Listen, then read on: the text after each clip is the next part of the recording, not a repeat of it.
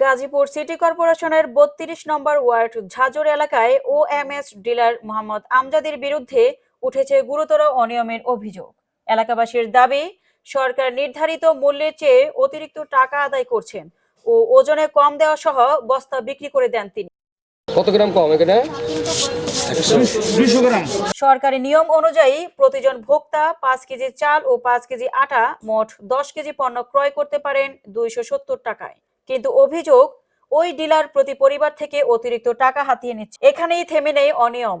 পরিচিত মুখ ও নিজস্ব লোকজনকে একসঙ্গে 10 কেজি আটা ও 10 কেজি চাল চড়া দামে বিক্রি করেন, এমন অভিযোগও করেছেন ক্ষতিগ্রস্ত মানুষজন। 150 গ্রাম কম দেওয়া হয়, কিনে আনছি কম। 100 গ্রাম এরকম কম দেয়।